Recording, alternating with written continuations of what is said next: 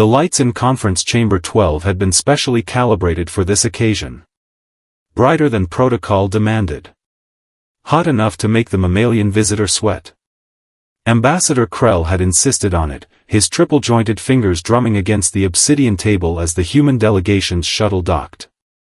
They need to understand their place, Krell announced to the assembled council members, his voice carrying that particular smugness that came from 300 years of diplomatic victories. This species, these so-called survivors from that backwater gravity well, think they can simply demand a seat at the Galactic Senate. Preposterous.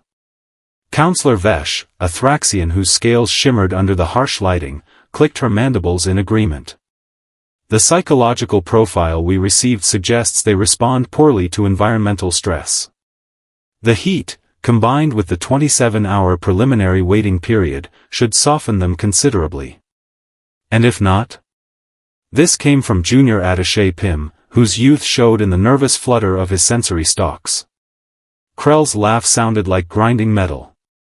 Then we remind them what happened to the last species that overestimated their importance. The Zendari thought themselves essential too. Now they mine asteroids for our industrial base. The door chimed. Finally. Ambassador Marcus Wright entered the chamber alone, and Krell's first thought was that the psych profile had gotten something fundamentally wrong. The human wasn't sweating. Wasn't fidgeting. His dark suit looked crisp despite the oppressive heat, and his eyes, those unsettling forward-facing predator eyes, scanned the room with what could only be described as amusement. "Gentlemen, lady," Wright said, nodding to Vesh. "Thank you for the warm welcome." Literally. Krell felt his neck flaps stiffen. Was that sarcasm? Ambassador Wright, Krell began, letting his voice drop into what his instructors had called the disappointed elder register. You arrive before the council seeking membership in the Galactic Senate. A privilege, I must emphasize, that your species has done precisely nothing to earn. Fascinating perspective, Wright replied, settling into the chair that had been deliberately designed to be uncomfortable for human physiology. He looked perfectly comfortable. Though I'd argue that surviving on a Class 12 death world might count for something. Vesh leaned forward. Many species evolve on challenging worlds, Ambassador. It does not make you special. True, Wright agreed, his tone conversational, almost friendly. Though I notice none of you are volunteering to vacation there. When was the last time the Thraxian homeworld had a hurricane? Or a wildfire? Or those fun little tectonic events we call earthquakes? Pym's stalks drooped. He'd read the Earth file. He knew. Krell decided to accelerate the timeline. Your world's dangers are irrelevant to this discussion. What matters is your species' contribution to galactic civilization. Which, if I'm reading the reports correctly, amounts to some primitive fusion drives and an alarming tendency toward violence. Oh, the violence thing, Wright said, and now he was definitely smiling. Yeah, we should probably talk about that. Before Krell could respond, Wright reached into his jacket. Every security measure in the chamber screamed warnings, but the human simply pulled out a small data slate, placing it on the table with a gentle click. I've taken the liberty of reviewing the last 50 cycles of Galactic Council decisions, Wright said. Fascinating stuff. The territorial dispute between the Culver dynasty and the Meridian Confederacy, for instance. 12 years of negotiations, no resolution. The Yulan piracy crisis. Ongoing. The rogue AI swarm currently eating its way through the Outer Reach colonies. Very much still happening. We resolve disputes through dialogue and consensus, Vesh interjected, her scales flushing orange with irritation. Unlike your species, we have evolved beyond base aggression. Right, dialogue, Wright repeated. How's that dialogue going with the pirates? Have you asked them nicely to stop stealing colony ships? Krell slammed his palm against the table, the sound echoing through the chamber. You dare mock this council? We have maintained peace for 700 years across 14,000 star systems. What has humanity accomplished besides crawling out of your own atmosphere barely a century ago? Wright's expression didn't change. Well, funny you should ask. He tapped the data slate. The chamber's holographic display activated without authorization, causing Pym to squeak in alarm. Images filled the air. Ship manifests. Military specifications. Deployment records. That pirate crisis you mentioned? The one that's cost the galactic community approximately 4 trillion credits and 8,000 lives over the past 5 years? Wright's voice had lost its casual warmth. Human security forces eliminated the primary fleet 3 days ago. Total time from authorization to completion, 42 hours. The silence in the chamber felt heavy, oppressive in a way the heat had failed to achieve. Impossible, Krell whispered. Our intelligence shows no such engagement. Your intelligence is 16 light-years behind real-time because you refuse to adopt quantum-entangled communication networks, Wright said. Something about them being too expensive and unnecessary. Meanwhile, the pirates were coordinating their attacks using equipment they stole from your merchant vessels. Vesh was the first to recover. Even if true, which I doubt, this proves only that your species excels at destruction. We do not celebrate. The lights went out. Every single light. Emergency systems. Backup power. Even the soft bioluminescence from Pym's stalks vanished, leaving the chamber in absolute, terrifying darkness. Krell heard Vesh's breathing accelerate, heard Pym's panicked chittering. Somewhere in the building, alarms began to wail.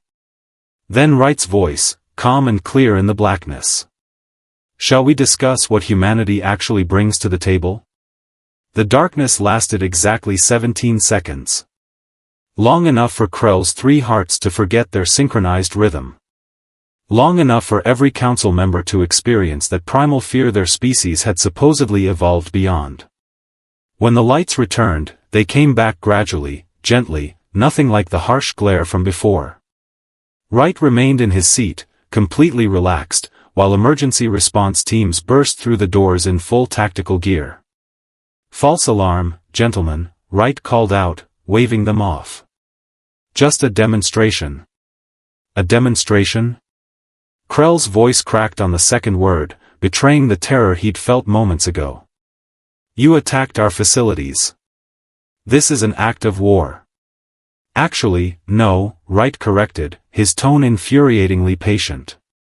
We shut down your power grid using a basic electromagnetic pulse delivered through your own communication network.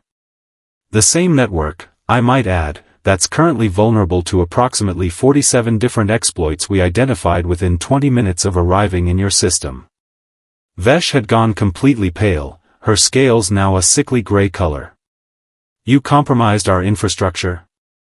Temporarily borrowed it, Wright said. Everything's back online now, fully functional. Well, actually better than functional. We patched 6 of those security holes while we were at it. You're welcome. Pym made a sound like escaping steam. But why? Why demonstrate this capability? Wright stood, straightening his suit jacket. For the first time since entering the chamber, his expression turned serious. Because you needed to understand something fundamental. You sit in your climate-controlled chambers, proud of 700 years of peace, and you think that makes you advanced. Civilized. Superior. He walked slowly around the table, his footsteps deliberate.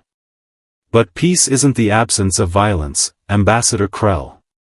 Peace is what you have when the cost of war exceeds its benefits. For 700 years, no one in your galaxy has been strong enough to challenge the status quo. So yes, you've had peace. The same way a predator has peace after everyone else runs away. This is absurd, Krell protested, though his voice lacked conviction. We maintain peace through mutual cooperation and shared values. Really? Wright stopped walking. Then explain the Yulan situation. Pirate fleets operating with impunity for 5 years, raiding colony ships, enslaving populations. Your mutual cooperation consisted of filing complaints and drafting strongly worded resolutions. Know what we did? We tracked their base, disabled their fleet, and freed 6,000 captives. Total casualties on our side, 0.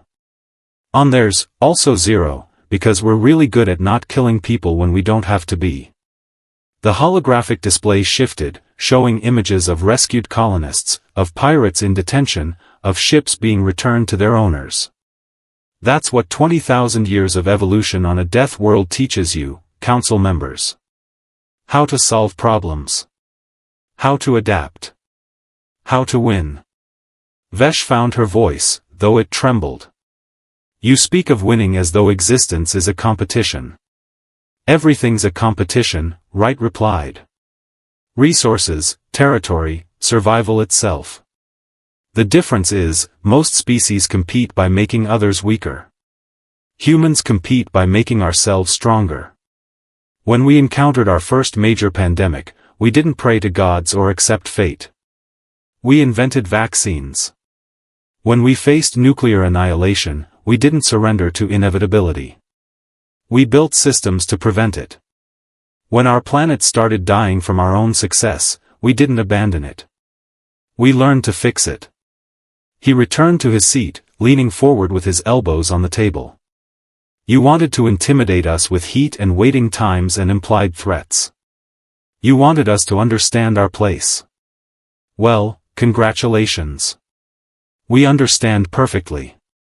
Krell tried to summon his diplomatic composure. And what place is that, Ambassador Wright? The place of a species that's been fighting gravity, weather, predators, disease, and each other for our entire existence. The place of a people who look at impossible problems and say, watch this. The place of a civilization that got tired of being victims and decided to become something else entirely. The silence stretched. Finally, Pym spoke, his voice barely audible. What do you want from us?